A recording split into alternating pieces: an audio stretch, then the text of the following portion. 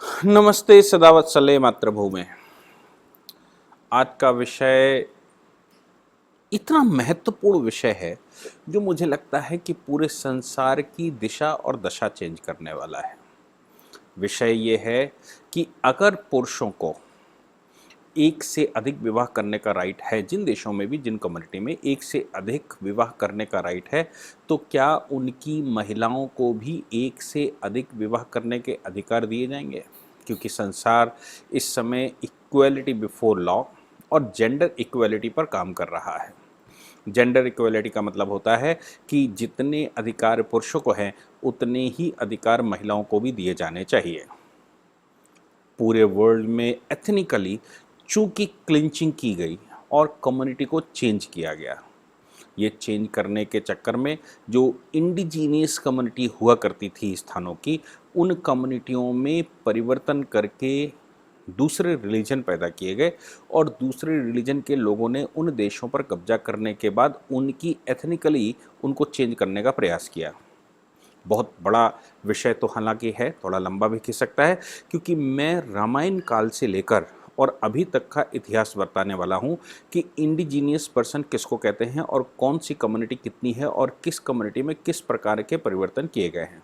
अभी अभी हाल ही में एक देश में इस प्रकार के कानून पर बहस चल रही है, क्या मल्टीपल हस्बैंड कोई भी महिला रख सकती? अगर किसी पुरुष को मल्टीपल वाइफ रखने का अधिकार है, आपको याद होगा कि बंटू समुदाय में ये अधिकार दिया गया है कि वो एक पुरुष एक से अधिक महिलाओं को रख सकता है। अफ्रीका के कई कंट्रियों में ऐसे वहाँ के रूलर हैं जो कई देशों के रूलर बनने के बाद कई देशों की यात्राएं करते समय अलग अलग पत्नियों को ले जाते हैं। अलग अलग पत्नियों से मतलब है, अगर वो 50 देशों में यात्रा करते हैं तो उनके पास 50 बीवियाँ हैं। एक तरफ तो हम जेंडर इक्वलिटी पर विश्व को संज्ञान दिलवा रहे हैं, भारत में भी जेंडर इक्वलिटी को लेकर मोमबत्ती गैंग कुछ ना कुछ करता ही रहता है और लगातार पूरे देश में वो जेंडर इक्वलिटी को लेकर कैंडल मार्च करता है। अवार्ड वापसी गैंग भी उनका साथ देता है, लेकिन वो कम्युनिटी शायद इस पर काम नहीं करती कि जेंडर इक्वलिटी में महिलाओं को वही अधिकार होने चाहिए जो पुरुषों को अधिकार हैं। अगर पुरुष को 4 विवाह करने के अधिकार हैं तो महिला को क्यों नहीं 4 विवाह करने के एक साथ साइमल्टेनियसली अधिकार दिए जाते हैं? इस पर मैंने जैसे कहा किसी देश में काम चल रहा है। अब सवाल ये पैदा होता है कि ये पुरानी विधियां क्या हैं? क्या बानर समुदाय की ऐसी विधियां हैं? सवाल ये पैदा होता है कि बानर समुदाय की जब विधियों की बात हम करते हैं तो वहाँ का राजा, बानरों का राजा, सारी स्त्रियों का राजा माना जाता है। अब सवाल पैदा होता है कि बानर एक कम्युनिटी का मतलब एक इंडिजीनियस पर्सनैलिटी है। बानर से मतलब बंदर से नहीं है। बानर जैसे हमारे यहाँ नागवंश, वैसे ही बानर वंश भारत में होता है और संसार के सभी देशों में लगभग बानर वंश पाया जाता है। नागवंश, बानर वंश, सूर्यवंश, चंद्रवंश और ऐसे वंशों की परंपरा चलती आई है। मैं एक वंश के बारे में आपको चर्चा में बताऊं और ये बताना चाहता हूं कि संसार में पहला ऐसा कौन सा व्यक्ति है जो संसार की पूरी ज्योग्राफी को एक खाके में खींचता है या खींच कर रखता है। ये बात आज से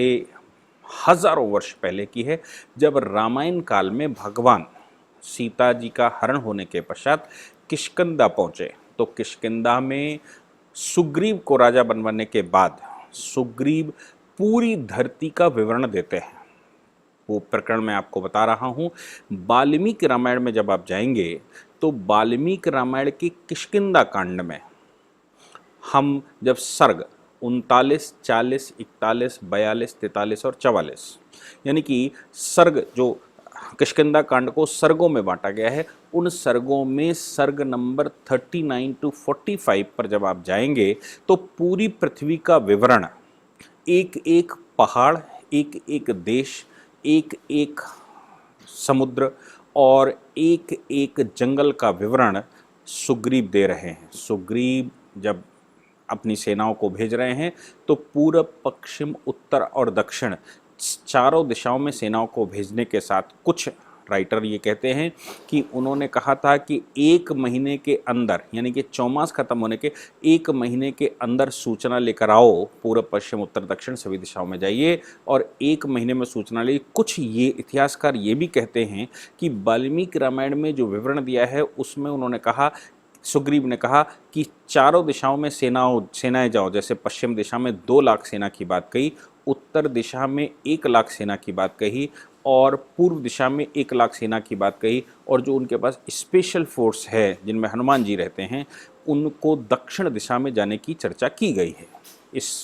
इस सेना को चारों दिशाओं में भेजते समय सुग्रीव ने ये कहा कि जो सेना भगवान की भार्या यानी कि सीता जी की खबर लेकर नहीं आएगा उसको वापस आने की आवश्यकता नहीं है। तो ऐसा भी कहना लोगों का है कि पूरब और पश्चिम और उत्तर दिशा की सेनाएं लौटकर ही नहीं आई, दक्षिण दिशा की सेना जिसमें हनुमान जी थे वो सूचना लेकर आई थी और वो सूचना के आधार पर ही लंका पर हमला हुआ था और माता सीता को बचा कर लाए थे। इस चर्चा को बताते समय पूर्व दिशा की सेना को सुग्रीव बता रहे हैं। हाँ, एक बात और ज़रूर चर्चा करने की है कि सुग्रीव आखिर, भगवान ने पूछा सुग्रीव से कि तुमको ये संसार का सारा ज्ञान कैसे है, कैसे तुम बता पा रहे हो पूरब में क्या, पश्चिम में क्या, उत्तर में क्या, कौन से सागर, कौन से महासागर, कौन से पहाड़, कौन से पर्वत और कौन से महानगर पड़ेंगे, किस प्रकार के लोग तुमको मिलेंगे और किस प्रकार के वन और उपवन आपको मिलेंगे, ये तुमको कैसे मालूम।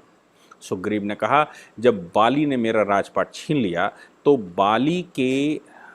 द्वारा मुझे निष्कासित किया गया, मैं भाग गया था, तब मैंने उस दौरान पूरे विश्व का भ्रमण किया। चूँकि मैं बचता घूम रहा था और बाली पूरे विश्व में अपना साम्राज्य फैलाए हुए थे, तो बाली से बचने के लिए मैंने पूरे विश्व का भ्रमण किया और पूरब, पश्चिम, उत्तर और दक्षिण चारों दिशाओं के छोर तक मैं गया, तब मुझे आप कहीं मिले। तो वो बताते हैं कि पूर्व दिशा में जब आप जाओगे ये नदी पड़ेगी, ये नाले पड़ेंगे, ये इस तरह का पूरा विवरण देते हैं। और उसके बाद वो कहते हैं जहाँ सूर्य उदित होता है वहाँ पर एक समुद्र तुमको मिलेगा और उस सागर में इतनी ऊंची ऊंची लहरें उठेंगी कि तुमको आभास हो जाएगा कि वहाँ वो सागर पार करने लायक नहीं है। उस सागर में जो ऊपर से पंछी उड़ते हैं उनकी छाया को पकड़ने वाले राक्षस उसमें पाए जाते हैं और वो वहाँ घसीट लेते हैं। ऐसा बरमूडा ट्रायंगल आज भी चर्चा का विषय है और आज भी ये माना जाता है कि पैसिफिक ओशन के ऊपर से कभी हवाई जहाज नहीं उड़ाए जाते और वो पृथ्वी का पूर्व का सबसे पूर्वी सिरा माना जाता है। और उसके बाद सुग्रीव कहते हैं उसमें नहीं जाना है, वही छोर है, उसके बाद ज़मीन ख़त्म हो जाती है। इसी प्रकार दक्षिण में जब वो बोलते हैं तो दक्षिण पोल की बात करते हैं, इसी प्रकार उत्तर में उत्तरी पोल की बात करते हैं और पश्चिम में फिर पैसिफिक ओशन पर पहुंचते हैं। आज का येल, मैं एक अपने मित्र से बात कर रहा था तो उन्होंने कुछ रिसर्च भी बताई। उन्होंने कहा येल जो अमेरिका में है वो रामायण में जो 3 लकीरों वाला पहाड़ बताया गया है वो आज भी वहाँ पर मौजूद है और उसके बाद पृथ्वी खत्म हो गई ऐसी चर्चा की गई है। ये लोग जो उत्तर, पश्चिम और पूर्व में गए ये लौट कर नहीं आए। यही कम्युनिटी इंडिजीनियस इंडियन कम्युनिटी कही जाती है। उनके पूर्वज सब भारतीय हैं। इसीलिए अमेरिका में आज भी आप कॉन्टिनेंट में जाते हैं तो आप साउथ कॉन्टिनेंट पर जाएंगे, अमेरिका के 3 हिस्से हम मान कर चलते हैं, तो एक तो मेनलैंड जिसको मध्य अमेरिका कहते हैं, उत्तरी और दक्षिणी अमेरिका। दक्षिणी अमेरिका में जब आप जाएंगे तो आज भी प्योर रूप से वहाँ हिंदुस्तानी नामों के लोग वंशज वहाँ पर मिलते हैं, जिसको आप लैटिन अमेरिका कहते हैं। केवल मैक्सिको छोड़ दीजिए, बाकी सब लैटिन अमेरिका के लोग भारतीय प्रजाति से मिलते हुए पाए जाते हैं। इसी प्रकार नॉर्थ अमेरिका में, कनाडा में लगातार प्रकरण चल रहा है, 1000 डेड बॉडियाँ मिली। और अमेरिका जो यूएसए है, यूएसए में भी इंडिजिनियस कम्युनिटी मानी जाती है और वो अब वहाँ पर 5 से 7% ऐसा माना जाता है, 5 से 7% है। लैटिन अमेरिका तो अभी पूरा है। अफ्रीका में भी इसी प्रकार की कम्युनिटी जो साउथ इंडिया से मिलती है, किष्किंधा से मिलती है, वो कम्युनिटी पाई जाती है। और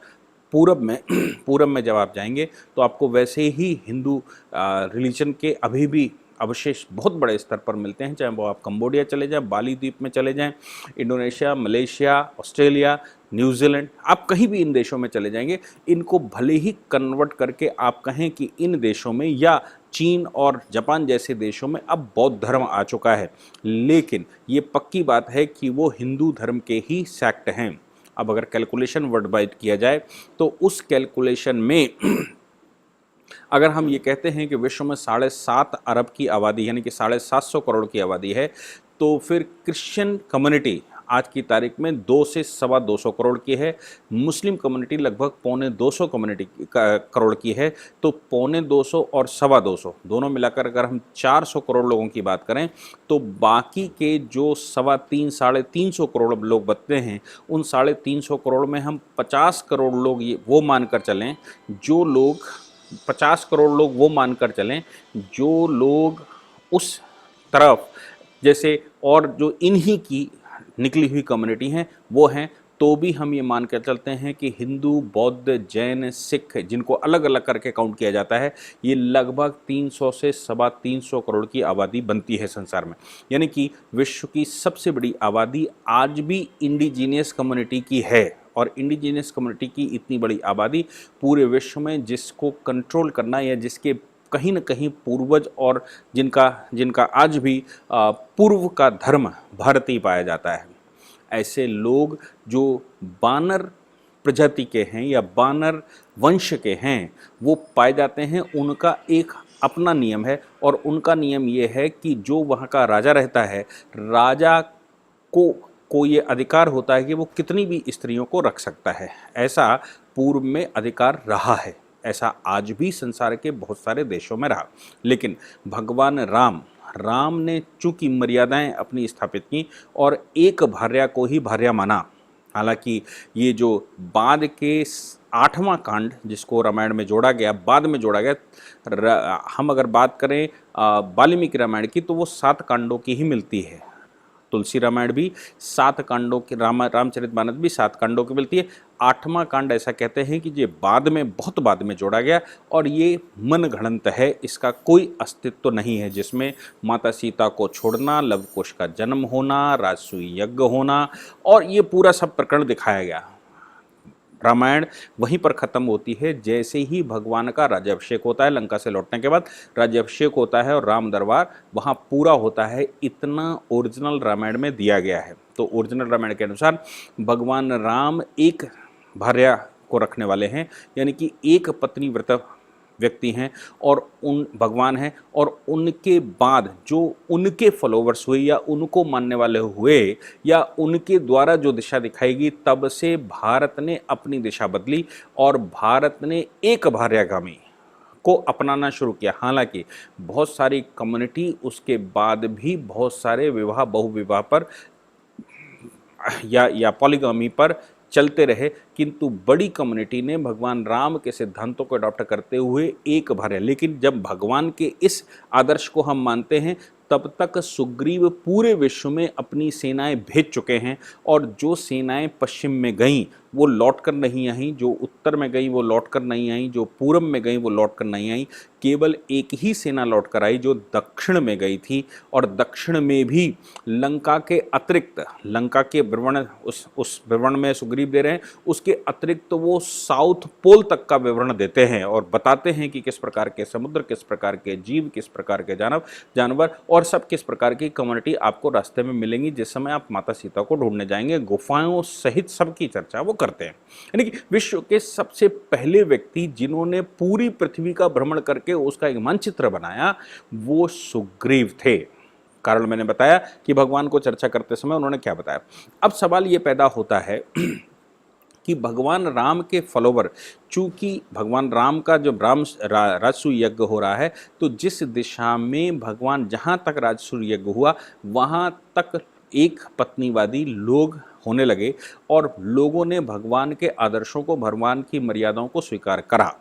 सवाल ये पैदा होता है कि जो लोग और देशों में गए वो बहुपत्नीवादी रहे, सवाल यहाँ पर यह है कि जब अंग्रेज़ों ने एथनिक क्लिंजिंग पूरे वर्ल्ड की करनी शुरू की और यूरोपियंस ने पूरे विश्व में भ्रमण करना शुरू किया और उन देशों में प्रवास किया, तो सबसे पहला काम जो उन्होंने किया वो ये था कि वहाँ की ओरिजिनल कम्युनिटी को समाप्त करना, चाहे वो ओरिजिनल कम्युनिटी किसी भी रास्ते से कैसे भी समाप्त की जाए। जैसे एक प्रकरण मिलता है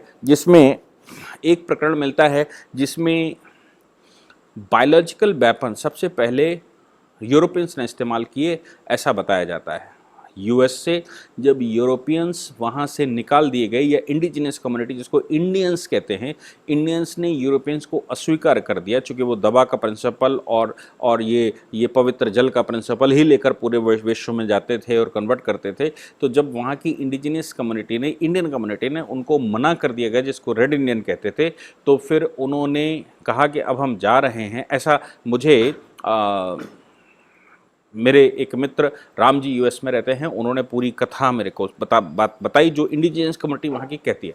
तो उन्होंने कहा कि वो कंबल, बाद में कहा कि हम आपको कंबल बांटना चाहते हैं, और कंबल में कुछ केमिकल्स लगा के लाए थे जिससे चिकन पॉक्स लोगों को हो गई थी। उस चिकन पॉक्स का इलाज करने के उद्देश्य से फिर से वो वहाँ रुके और उन्होंने इंडिजिनस कम्युनिटी की बड़ी सेवा करी। सेवा करने के बाद जब वो चिकन पॉक्स ठीक हो गया तो इंडिजिनस कम्युनिटी ने उनको अपना मित्र मान लिया, जो हिंदुस्तान के लोगों की सबसे बड़ी कमी रही है। उन्होंने अपना मित्र मान लिया और मित्र मानकर उनको वहाँ से जाने के लिए दोबारा नहीं कहा। परिणाम ये निकला कि यूएस में, गोरों ने, कनाडा में और विश्व के सब कंट्रियों में जहाँ उनकी कम्युनिटी की पॉपुलेशन बढ़ गई, वहाँ उन्होंने कब्जे कर लिए और उससे फिर उस इंडिजिनस कम्युनिटी को ही मारने की, कन्वर्ट करने की, या उनको ज़मीन में दफन करने की, या उनको किस प्रकार से उनका जो ओरिजिनलिटी है वो ख़त्म की जाए, उसका प्रयास वो करने लगे। अंग्रेज़ों ने जो प्रिंसिपल अपनाया या यूरोपियंस ने जो प्रिंसिपल अपनाया वो कि इसमें कोई शक नहीं कि एक पत्नीवादी, एक पत्नी होगी, ऐसा प्रिंसिपल अपनाने वाले यूरोपियंस ही थे। यूरोपियंस ने जब ये प्रिंसिपल अपनाया भगवान राम का कि एक पत्नी रखी जाएगी, तो फिर विश्व को उसी रास्ते पर उन्होंने ले जाना चाहा। लेकिन इंडिजिनस कम्युनिटी संसार की आज भी बहुपत्नीवादी में विश्वास करती है, और लेकिन भगवान राम के फॉलोवर होने के नाते धीरे धीरे करके कम्युनिटी पूरी सुधर चुकी है। अब जब खाड़ी में मोहम्मद का जन्म हुआ और उन्होंने बहुपत्नीवादी को 4 पत्नी में कन्वर्ट किया और कहा कि 4 पत्नियों से ज़्यादा नहीं रखी जा सकती एक साथ, लेकिन साथ में कुरान में ये कहा गया कि आप 1, 2,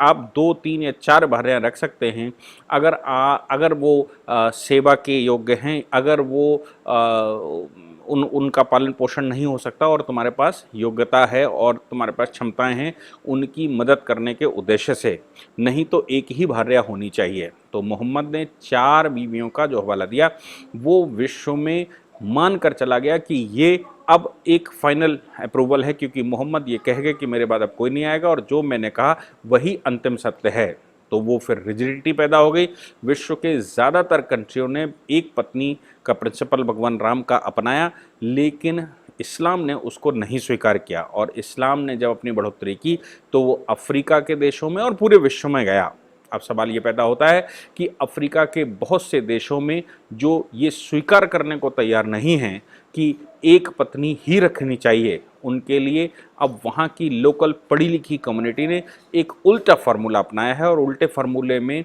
साउथ अफ्रीका में ख़ास तौर से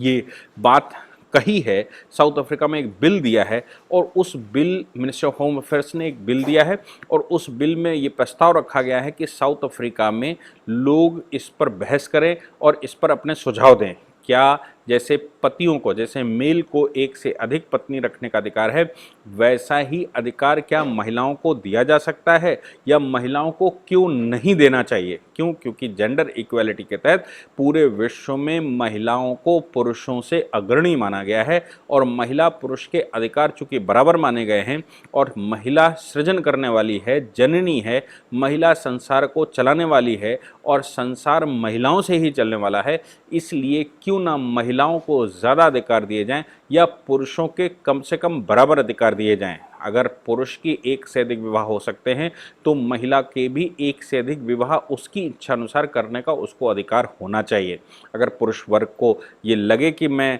एक से अधिक एक पत्नी के